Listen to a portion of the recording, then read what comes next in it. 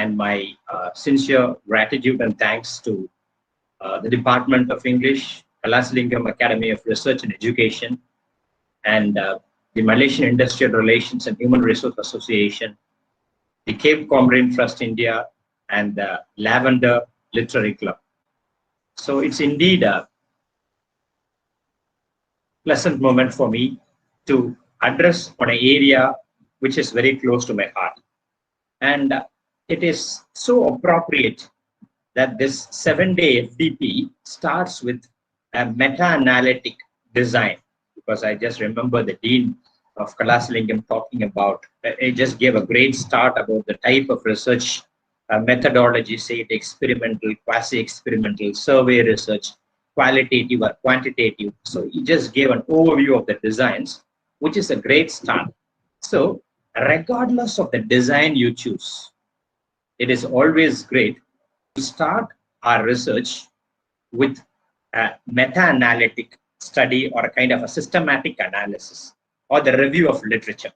So all research, regardless of the design, starts with a very deep study of the existing literature, of what has been done in the field, of what has not been done, how to document it, what are the empirical methods for documenting your review of literature. So we will be addressing on those aspects in this today's talk. So I would say that it is a kind of an all-encompassing approach to begin our research. And apparently, this systematic review gives you a solid foundation for the researcher to actually dig deeper and leverage the resources and to find out what is lacking so that he can build on his research. So in that context, I am glad that my session is scheduled on day 1, because systematic review is actually the foundation for all designs. Having set the context, let me now present to you about systematic analysis, and maybe for around 50 minutes, I'll just make my presentation, and not really a kind of a one-way talk, but I would just like to interact with you, show you a few things, if possible, and ultimately, I would like to squeeze in some time, request the organizers to squeeze in some time for me, wherein I can take any kind of questions which are pertaining to this particular talk, or generally about research per se. So this is a kind of an outline of my talk, outline of what I am inclining to talk to you today. So let me present my screen and take off from there.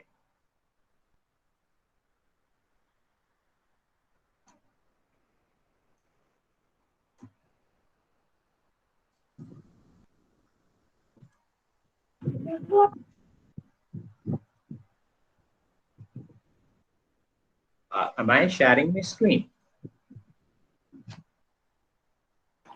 Yes, sir. Okay. So we all know as researchers what a literature review is. But there are different kinds of review. There is something called the literature review. There's something called the scooping review. There is something called the meta-analytic review. There is something called the narrative review. And there is something called the systematic review. So what kind of reviews are usually expected when we communicate to top-notch journals like the Web of Science or Scopus or Wiley? So what kind of what kind of analysis, literature review do they expect? So this is what I'm just going to initially talk to you about. So we all know that a literature review provides you the context to the topic and actually shows you that you are familiar with the previous research. And most importantly, if you are redoing what others have done, you will be actually kind of reinventing the wheel. So as far as literature review is concerned, the purpose of the review is to ensure that you have ample knowledge about your field, that you are digging in deeper into the field, you are understanding the subtle nuances of the field, you have explored the multifarious dimensions in the field, you know who are the leading authors in your field, You should know what are the key debates in your field. You should know what are the kind of controversies in the field. You should know what are the agreements and disagreements about your particular field. And then you should know what is the consensus in the literature. So it is a kind of a vast sea. And any kind of literature review, as Newton said, no matter, when you do kind of a lot of empirical researches, Sir Isaac Newton, even for a person of his caliber, he made a statement that I feel like a small boy who is standing on the rim of the ocean, just collecting a few pebbles. So if it was not possible for a person of Newton's caliber to step into the ocean of knowledge, we too are in the same boat. But we should all make efforts to actually dig deeper into our field. And for every journal editor, the first thing they will see is your references, the quality of your references. I mean, or your references reason, or your references from top-notch journals, or your references pertaining to key authors in the field, or you citing seminal works, or you citing groundbreaking research in your area. So that is called a systematic review. I mean, when you do a systematic review, it helps you to understand what is available in the literature, what is the work that has already been carried out, and what has not been done, what is the research gap, and from there you pick. And the first point I would like to make in this presentation is, ultimately, this is what decides the quality of the paper. When it goes to a peer reviewer, being a peer reviewer myself in a couple of Web of Science journals, we see that whenever we come across any research, regardless of the domains, if it is shallow, it's kind of outright rejection.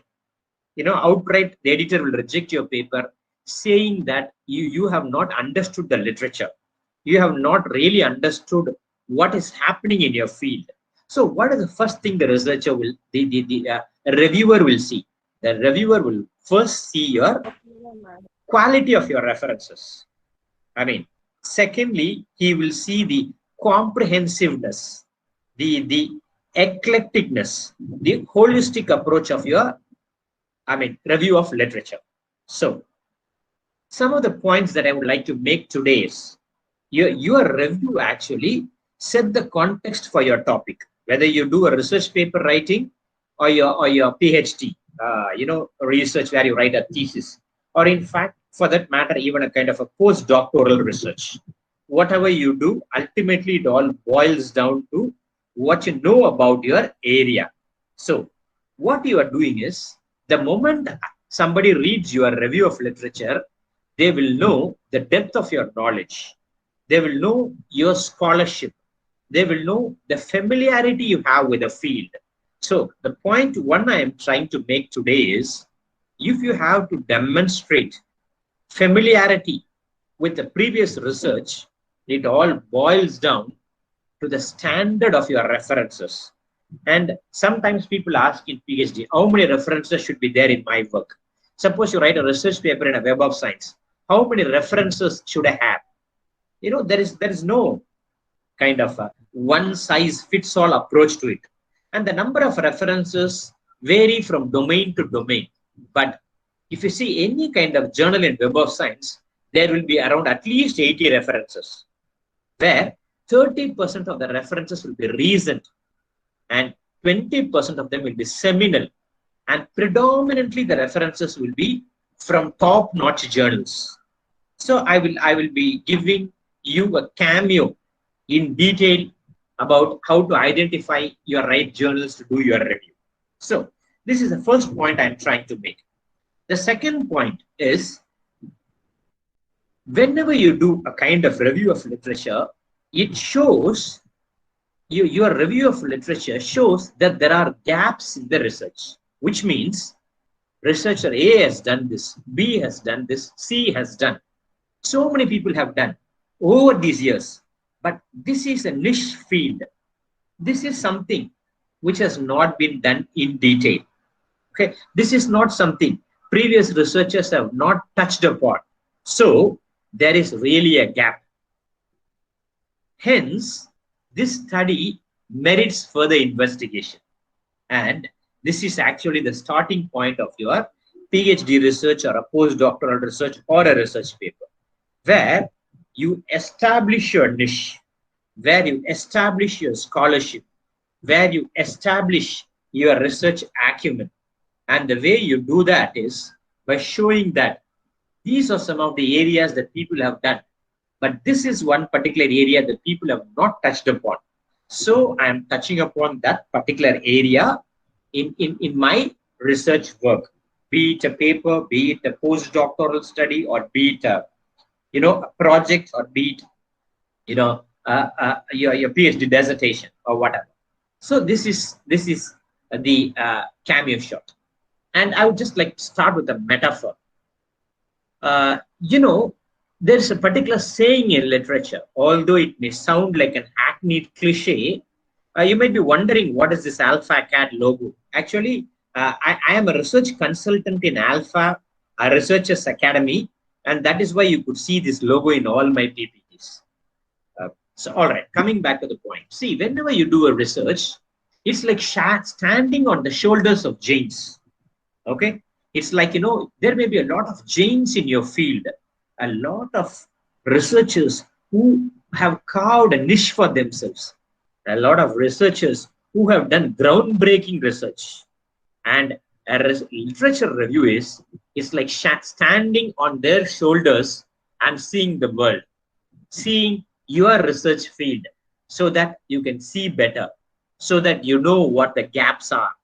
So the essence of my talk today is doing a proper systematic review helps you to stand on the shoulders of giants and look at your field in a better perspective, to look at your field with more depth, to look at your field with more clarity, to look at your field with more scholarship, to look at your field with more depth, where you penetrate into the heart of the issue. So that is why we do a meta-analytic or a systematic review. All right. Now let me show you a graph here. Now I want you to reflect. I have been talking to you for, say, about a few minutes, but now I want you to reflect. Now I am an editor of a journal. I'm a reviewer of a journal. Whenever a paper comes, there is a particular benchmarking. Your paper will either be very high. You can see one high here and one low here. Okay. And there's something called the confidence interval, which the statisticians may be aware of. So your paper will have a very low quality in terms of systematic review, or it will have very high quality in systematic review, generally in review. Now reflect on, I'll give you a situation. Think about your research. Okay. I'm sure that most of you are researchers here who are either carrying your PhD research. Some of you may be doing your postdoc. Some of you may be, esteemed faculty from universities. I'm sure that I'm addressing a very august audience. So regardless of who you are, I'm sure that everybody is a researcher here, and that includes me. So we are all researchers. So let us reflect on it. Think about your recent research article you wrote, okay, that you have communicated. Now, evaluate your review based on whether it is low or whether it is high. Okay. The first thing is narrative. Let me give you an example of what narrative is. Let's say I'm doing a research on cancer. Okay. And I'm saying that, a researcher A has researched on, these particular areas of breast cancer. A researcher B has done this. Researcher C has done this. And this is my view. So what you're doing is, you are actually only saying what A has done, what B has done, what C has done, and what D has done.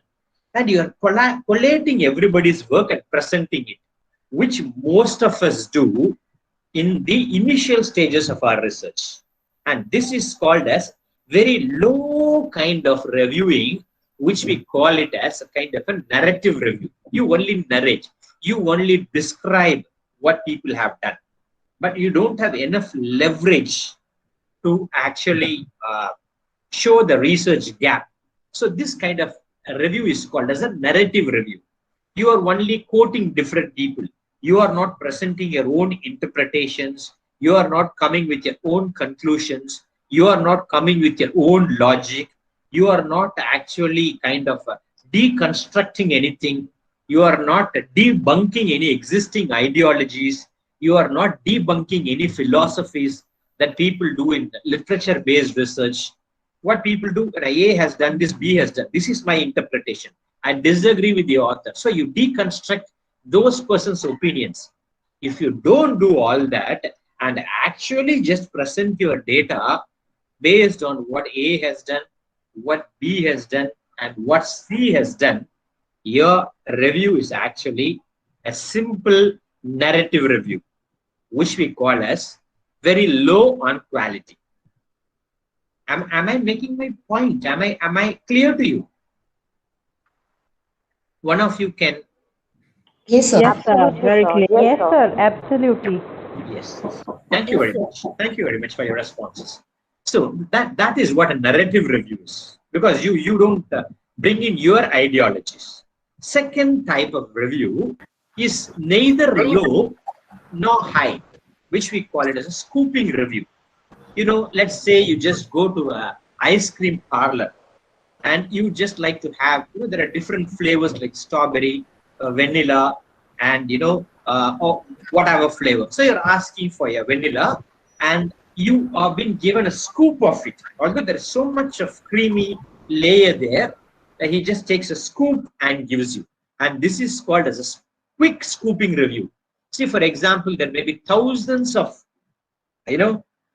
research papers in your field, but let's say you randomly pick any 20 because you want to write a quick research paper.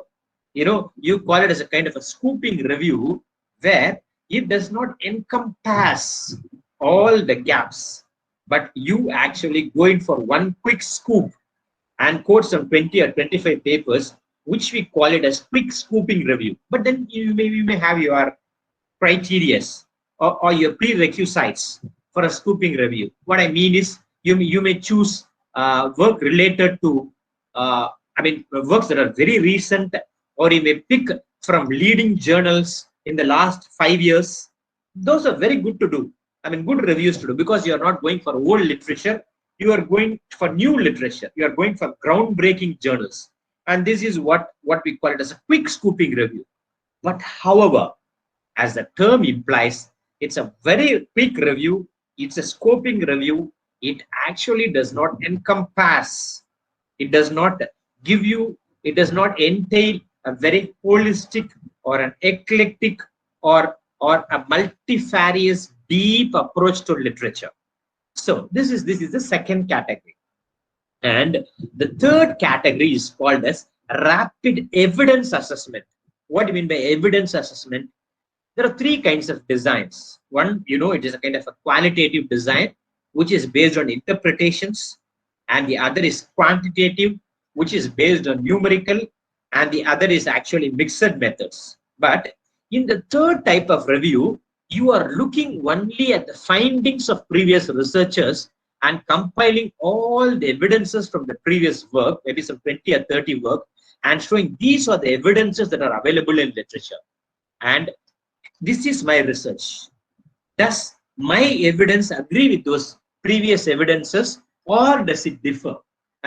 This kind of research has standard, which we call it as rapid evidence assessment. And actually, if you look at the curve there, right from kind of how it just shoots up the bar, and the last one is called as the full systematic review, where it just goes from a very high caliber. Sorry, sir, to interrupt you. Can you explain this third one again? 1 minute, I'll just come to you. Yes. Can you please explain this third one again, sir? You mean the fourth one, ma'am? Are you asking for the fourth one? Third one, sir. Third one. Okay, I will. Thank you, sir. Yeah. So, yeah, the rapid evidence-based assessment is you are not picking studies which are just interpretive. For example, when you read a research paper, you are going to the findings section. Okay, in the findings section, you are reading what that particular researcher has found in his experiment or in this analysis or in this interpretation. So all the evidences you are kind of documenting. This is what A says. This is the evidence that what B provides in his research, and C gives this evidence. And I have done my research. My evidence, does it differ from those previous researchers, or is it similar? So that is called as evidence-based studies. Here, you don't just give a descriptive review. You are only picking not what previous authors have said, but what they have found. You know, there is a difference in a narrative review. You are only describing what previous authors have said. But in an evidence-based review, you are reporting what previous authors have found. And there is a difference between describing and explaining what they have found. Am I making myself clear, ma'am? Yeah, thank you. Thank you. Yeah. And the last one is actually kind of a full blast systematic review. So why should we do a systematic review? So moving on, why should we do a systematic review? Right. Now, traditional reviews, most of the researchers give traditional reviews. Traditional reviews actually only reports previous studies. It is not clear how you selected your studies. Let me give you an example. In a traditional review, you will not have an inclusion criteria and an exclusion criteria. Let me explain what I mean. Let me say that I'm doing my research on flipped technologies of learning or online technologies of learning. Let us say I'm going to do a review. Now, when I do a review, I collect all the studies for the past 10 years. Okay, or I do some random review. This is called as traditional review. But if I am doing a systematic review, there is a difference. I will not choose from every journal. I will choose only from top quality journals in my field. I will choose papers only from Web of Science. I will choose papers only from Scopus database. I will not go to conference papers. I will not quote some national papers. In a systematic review, I will choose papers that have top quality, and that is called as inclusion criteria. So every researcher, when he sits to document his work, whether it is a research paper writing or a PhD thesis, you should have an inclusion criteria. On what basis are you including a particular work? Basis number 1, quality of the journal. Basis number 2, quality of citations. The basis number 3, how recently it was published. For example, let us say that I am talking about new research in cancer, and let us say that. Sir, sorry, sir. Yeah. Sir, quality of. Sorry, sir. Number 1 and number 2. Number 1 and number 2. Quality of journal. Quality of. Can you repeat that? Yeah. Actually, a researcher, quality of systematic review is based on the quality of journals that he refers, the journals that he cites in his paper. For example, let us say that I am working on flipped learning. And if my journal is conference papers from national conferences, and if I just make a Google search and pick out all the papers wherever people have reported on flipped learning, that is a traditional review. But it is a systematic review. I have to look for, I will show you, I will show you a sample now, okay, after this particular slide. If it is a systematic review, I will go to leading journals in my field. Now, I will show you one sample. How to do that? Rather than telling you, it will be better if I show you. Now, I have given you something called the journal finder tools. How a researcher should choose quality journals. One sample I will show you now, because this question was raised by one researcher. I will show you rather than telling, because showing will give you a better understanding. Now I'm just going to my okay. There are different slides. If you see, these are the top journals in your field. I have given you. You can copy this and put it in your web browser. Okay. Let us say I am working on flipped learning. This is a Web of Science database. There are more than more than 20 or 30,000 quality journals in this field. Now, on everything under the sun, on every research area, be it science, I am a researcher in educational technology. So I'm going to do a research on flipped learning. So I am typing flipped learning. Okay, and I am searching here. Now, see, I have 226 journals on flipped learning, and if my citations are based on these journals, these are quality journals, quality researchers, highly cited journal from various countries. See, I just typed the word flipped learning, Australian Journal of Adult Learning, and then Scholarship of Teaching and Learning, Electronic Journal of E-Learning. So pedagogy, all these journals will talk about flipped learning, and see, Journal of Emerging Technologies in Learning. So I have given you a lot of leading journals like that. I mean, leading databases like Clariviate, Journal Finder, Journal Suggester, Find My Journal, journ.biosematics.org, and then Flourisha, depending on your, but the first two is more than enough for any kind of researcher. So going back to my slide, actually, I was Excuse me, sir, I want to ask you something. Yeah. So are these articles on this journal site, are these open access to all? Or we have to subscribe to them? No, actually, again, that is a different, there is a different way. I mean, though what I'm saying may not sound logical. See, even if it is a closed access journal, there is a particular site called SciHub, SCIHUB. Yes, sir. Yes, sir. Yeah. If you can take that URL and put it in SciHub, you will get the full paper. But as a review of literature, when you do the review of literature, I'm sure all these journals, most of these journals will, I mean, not most, 100% of the journals will abstract. And based on your abstract, they will quote, you will quote.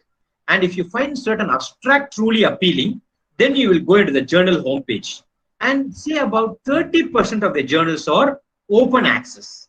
But if it is a closed access journal, you should definitely purchase the article, or you can even send a request through the academia or the ResearchGate. I have found this. I have tried this.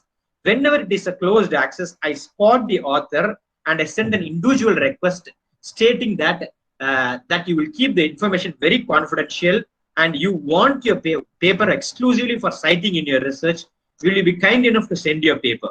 I'm sure most of the authors will do that. So provided you can network with them, there are many ways.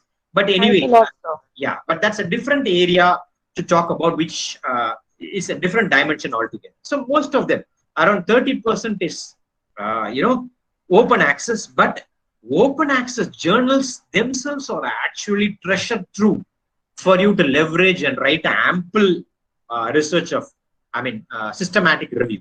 So coming back. So, there is no time. There are a lot of journals, but I'm showing you only one cameo, one sample. So you can explore. I will share the slide with the organizers. Of course, the researchers can explore and how he can or she can, leverage all the papers. So having said that, let me just move to the protocol. So if your job is to do a systematic review, and when you do a systematic review, have an inclusion criteria, right? An inclusion criteria. For example, my inclusion criteria, I am going to cite journals which have high citations. I am going to pick only journals which are in the last 10 years, because my research are different. There may be 10% of my work where I may refer to seminal authors, and then 10% I may refer to leading books in my field. These are called as inclusion. There is something called the exclusion criteria, which means I am not going to choose these areas. I am not just going to choose national conferences. I am not just going to choose any other proceedings of a conference. So that is what is called as an exclusion criteria. So I hope I'm making my point clear between what you should include and what you should exclude in your systematic review. Am I making my point clear? Absolutely, sir. Yeah. Just a minute. I'll be back in a moment.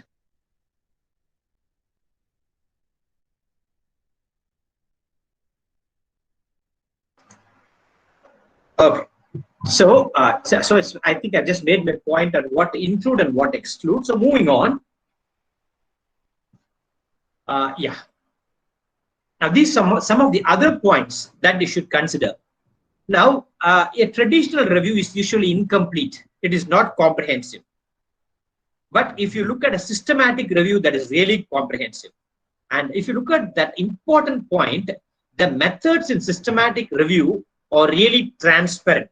Let me explain in the later part of my presentation what I actually mean by transparent.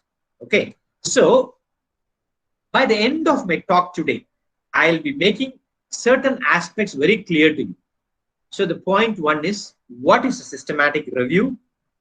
And then how to extract appropriate data, and how to critically appraise studies, and actually how to synthesize data. Okay, so this is what I have been saying.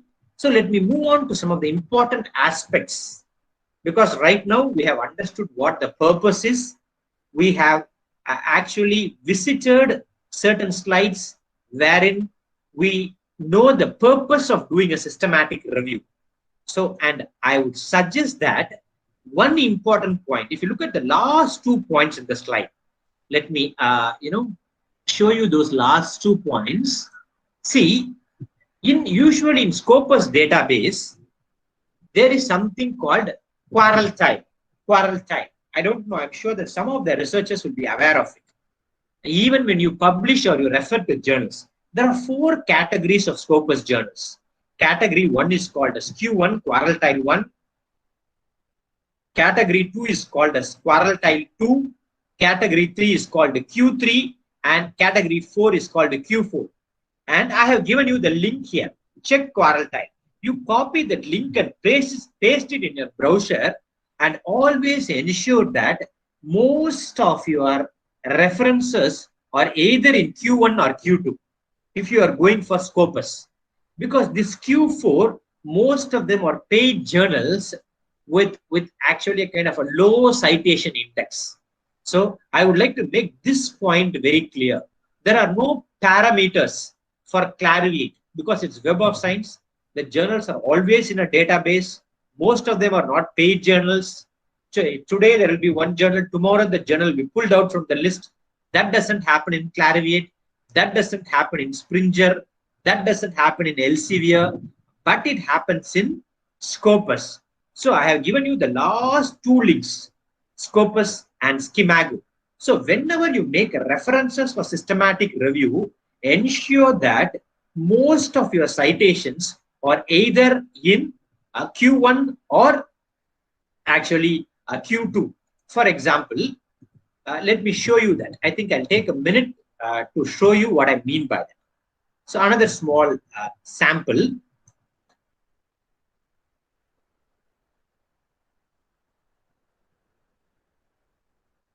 I think, if I show, I think I'll be able to drive home the point better. See, this is Scimago. Let us say that I would like to publish my paper on computers. On technology. So I'm typing a name of a journal. So whatever journal you want to publish, whatever journal you want to refer. So check in this first. Computers and education. So before I am doing my literature review, I will go to Google and type My research is on cancer, leading journals or journals in cancer research. Google will give me in 1 minute, say about 5,000 results or 6,000 results. Now, I should spend some time to find out if those results have quality. Now, I am just typing computers and education and searching this journal. Whether it is in Q3, see, there is computer and education, and it is published in United Kingdom. So I'm just clicking this. Okay, and see the H index of the journal, every detail of the journal I am getting. What about this journal? How often they publish? Is it a monthly journal? What is the rejection rate? What is the acceptance rate? What is the SJR? And this is called as quarrel time. Here, Q1 means it will always be in the list, quality. So Q4 is a very dicey list.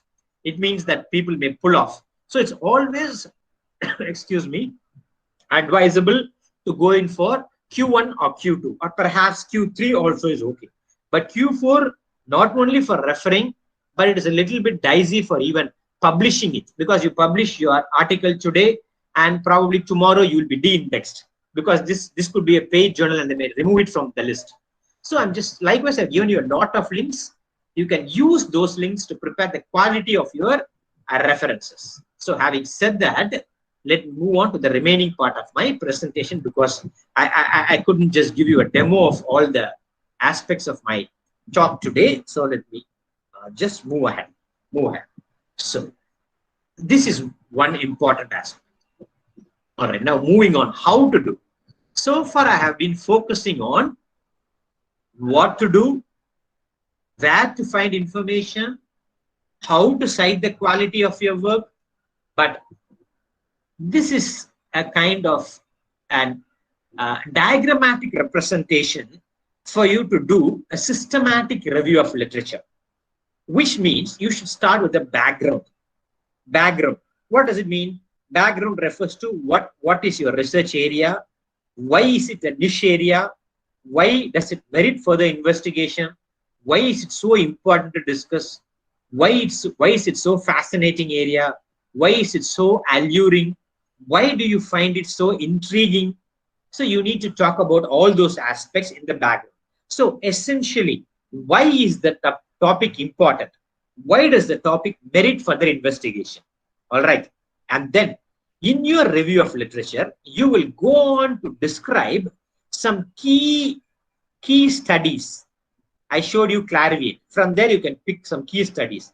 What research has been performed in this particular area? What did you find based on your inclusion criteria? And then you will talk about the specific area you are interested in. Okay. Most importantly, today, the fundamental problem for many researchers is identifying the problem. So the biggest problem is in identifying the problem. So this systematic review will actually help you in identifying the problem. And that is why I said that this day one of this sensational international conference, a collaborative standard international conference, actually starts off with a systematic review. And I would truly appreciate the organizers for scheduling this talk as the first topic, because these people are so thoughtful, so trenchant in trying to look at the sequence of the presentations and accommodating this presentation, because it all starts with the foundation. And I actually profoundly thank the organizers for bringing in this topic first, because that is a foundation. So moving on to my, without much digression. So you will be talking then about specific area you are interested in. And then you will talk about your current ideas in the field. How do you arrive at current ideas? Only based on your previous ideas. And this is where I would like to go back to the slide 2. You will have a better view of the world if you stand on the shoulders of the giants. So doing a systematic review will help you to stand on the shoulders of giants. Perhaps if you are doing a review on a conference paper, unfortunately, you are not standing on the shoulders of a giant. I hope I'm making my point clear. Am I? Yes, doctor. Very clear. Yeah. So pick papers where they are very seminal, and then you formulate your key questions. Now, this is how you do a systematic review. Moving on, this is another method of systematic analysis. For example, let us say that you will discuss broad issues. Again, if you say cancer, there are different type of cancer, and there could be, lakhs and lakhs of articles. But my article may talk only about breast cancer. So I will identify articles that only talks about breast cancer. Then I will include articles that only reason. Suppose my topic is on educational technology. And if my topic is on educational technology, if I search educational technology or online technologies for teaching, I may get thousands and thousands of studies. My area is very broad. It is not researchable. But when I am talking about flipped learning at higher education for teaching science, then it is a very narrow topic. So first choose a broad issue. From that broad issue, narrow it down and start your systematic review. So let us say that there are some students of literature here. Let us say that I am choosing poetry. I am choosing poetry for my research. And I'm choosing an author, Robert Frost, or I'm choosing an author, Val Stephens. I am talking about poetic devices in Val Stephens. It is not possible. There are hundreds of poetic devices and research done over a period of 100 years. How is it possible? It's very broad. Let us say that I talk about types of imagery in the poems. That is very narrow. I can still narrow it down by talking about, visual imagery in Robert Frost poems. Okay. So when I say on technologies, broad topic, flipped instruction in online technologies, narrow, more narrow, using flipped instructions to teach science at tertiary level, more narrow. So first take a broad issue, narrow it down, and then write your systematic review and leave out some studies which actually overlap with your research. And this is one fundamental criteria for actually a systematic review. Now, friends, researchers, scholarly people, professors, reflect on this. Whatever review we do we follow these parameters? Okay. Now, if we follow these parameters, definitely the standard of your review will set the benchmark. I'm sure that there are different elements to it. But my objective is not to talk about a research paper, but the importance of systematic review. But that is the first basement. So if your base is very strong, you can build a monumental edifice. The strength of your edifice, the grandeur of the edifice depends upon your very solid foundation. And that solid foundation is apparently your review of a systematic review of literature. Okay. Then ultimately you will go on to analyze your findings. What do I mean by that? You will sit and argue with others, whether you agree with the author, whether you disagree with him, whether these views are different in your context, but that research might have been carried in your country. That research might have been carried out with your small population. What are your areas of disagreement with the author? So reading is like interacting with the text, agreeing with the author, disagreeing with the author, refuting his viewpoints. So do all that, kind of argue, deconstruct his opinions, kind of debunk his ideologies, find out. So it's a kind of a constant argument between you and the previous researchers, and this is what the editor is looking for. And if this is what an international examiner, let's say, your thesis gets a remark from a foreign examiner or from an Indian examiner, and you know that the benchmark is either exemplary or very good, or it is average, or needs further revision. But all exemplary research work, although there are many parameters, one important parameter is to look at the quality of your systematic analysis. Are you just presenting the previous studies? Are you deconstructing them? Are you arguing them? Are you making it broad and making it narrow? Or do you have a set of inclusion criteria? Do you have a set of exclusion criteria? Or are you talking about the implications? So it goes on like that. I think I'm just running out of time. Like I have 10 minutes, so let me run through and actually squeeze in some session for Q&A, which I would be willing to take in as many questions as possible. So due to paucity of time, let me, run through my slides very quickly. Okay, so this is the pattern of a systematic review. You first define your research question. You identify search terms.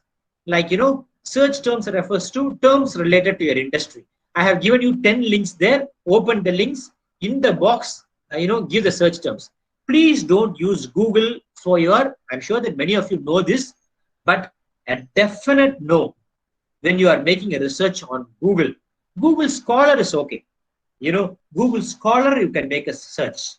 Go to platforms like Web of Science, Clarivate Analytics, Scopus, Schemago, Wiley, Sage Journals. These journals have a search page. Go and search there. And it is absolutely fine to make your search in Google Scholar, but do not make a Google search. So, this is what I mean by test and refine your search. Your search should be very refined and select relevant databases. I have given you a list of databases on how you can search. And there are beautiful reference management tools. But anyway, reference management tools, actually by the end of this talk, I will give you a particular link with the, in the PPT, researchers can use that link. There is a particular link to a channel called Alpha Researchers Academy, where professors from NIT, from IIT, and you might see a lot of videos will be updated in the coming days about research. So if you are interested, you may visit the channel. And this is a very public one. It is not an individual channel. It's an organization channel. I have just given you the link to Alpha Researchers Academy. You may check it there. There are also some videos on how to do your reference management and things like that. So moving on, I'm just very quickly running through. How much time do I have? May I check with the organizers? So 10 more minutes, sir. 10 more minutes. All right. Okay. So whatever I have said, I have actually distilled the essence of it in a few slides. Whenever you do a reference, literature review, look at these 3 points. So let me not read the 3 points. Let me just leave the presentation to you and you read. Whenever you do a systematic review, you look at the search methods used. Aim for exhaustive and comprehensive searching. Go back to the links. And when you make a rapid review, when do you make a rapid review?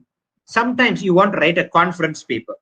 And you will not be spending so much of time to write a conference paper, right? Let's say, you're going to present your paper at an international conference. You're not going to spend months and months for that. Let's say you are writing an article for a Q1 Web of Science journal.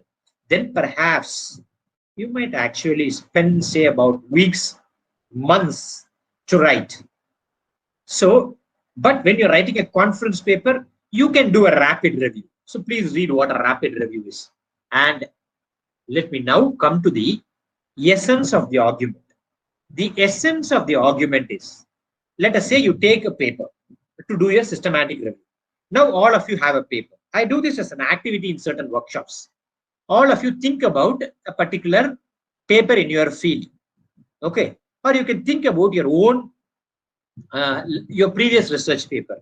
Or if you are a PhD researcher, you can think about your PhD topic. And let us say now you are sitting and doing a systematic review. Question number 1, you will ask, is the topic related to my research? How do we find that? You will look at only the title and the abstract. If the title is very much related to your research, then you will go into the article. Then you will read the abstract. That is point number 1. Ask yourself this question first. Is the topic very much related to my research? Tick that article. That is an inclusion criteria. I am going to read this article. 2, read the abstract. Well, the abstract gives me a very clear view on what the article is. After reading the abstract, I understand this article will be suitable for me. If it is not suitable for you, reject there itself. So, question number 1. Is the topic related to your research? Read the title and the abstract. Point number 2. Look at your paper. What problem is the paper trying to solve? Okay. And how do you identify that problem? Read the introduction part very quickly. There, the researcher would have spoken about the problems in your area. For example, let's say you are a researcher in educational technology. Then what are some of the issues that are not properly addressed? What are the problems the researcher will have articulated there? So go to the introduction and please read that. Okay, that's the second question you should ask. Third question is, what is the related literature in the area? See, usually people give this kind of suggestions in a doctoral committee meetings. They tell the area researcher, your area is too broad. Okay, but if you choose area that is too narrow, you may not have an ample review of literature. So my humble request is, when you do a systematic review, you should choose area that is a fine blend of what is broad and what is narrow. Researchers, please consult with your guide. Whenever you write a research paper, people use these cliches. Choose a topic which is narrow. But when you choose a topic which is very narrow, there is a danger. Your topic should have a fine blend of what constitutes narrowness and what constitutes broadness. So ask yourself this question. Look at the review. Is this particular area that I am doing very broad? No, my research is wrong. Is it too narrow? I may not find ample review. So pick up a fine blend. Point 4. Think about your article. Think about the problems that the previous researcher has addressed and look at his solutions. And from there, you can pick on ideas or scope, and then you can argue all those aspects in your literature review. So this is what you see in a research paper before you do a systematic review. You look at the title, you look at the abstract, you look at the background. The background refers to what are the problems in your area, and then related literature. What is the related literature that is available in the field? Then whenever you do a systematic analysis, you also very quickly say what are the solutions that the author has arrived. That is the difference between a simple paper and a systematic review. Systematic review will talk not only about what the author has said, but you will show the background, you will argue the problems, you will show the solutions, and from there you will build on your research. You will also talk about what are the limitations of that study, what is the scope of that study, what did that author fail to do. You will look at all this, and this is how you need to do your systematic review. And there are frameworks. If you go to Google, there are beautiful frameworks to do a systematic review. And one such framework is called the Prisma Framework. If you just go and Google it, they would have given you a template how to do a systematic review. What you need to do is follow the template. And that template is called as Prisma Guidelines for Systematic Review. PRISME, Prisma Guidelines.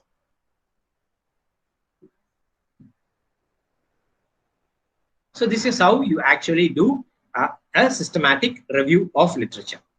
So due to a lack of time, let me actually wind up one time, and so that I have more questions for discussion. Ultimately, this is what I have so far delivered in my talk. Your systematic review has these 6 steps. The steps are: you will phrase your research question or your research topic. All your evidences will be based on only your narrow topic. And then you will go and select all these topics from quality journals wherein you will have inclusion criteria, and you will extract those characteristics. And then you will assess the quality of the studies and analyze those studies. So that is called as systematic review. So I am only kind of summarizing what I told you here. Have a great search strategy, have an inclusion criteria and exclusion criteria, have a clear data extraction, present your findings, not only summarize, but present your findings based on the arguments with previous authors. So I have shown you one particular paper sample here, Systematic Review in Practice. This is the name of the paper. It's a classic paper which came in a journal called British Journal of Education Technology. Although it is a journal in education and technology, regardless of the domain, whether you belong to a scientific domain or a commerce background or language or linguistics or literature, any particular researcher, if you are going to write a systematic review, you can just go to this link. I have given you, this is the link of the paper. You can, it is from a Wiley journal, and this paper, you can follow the framework of the paper. You will be able to write a clear systematic review. And now I would like to keep the floor open for discussions.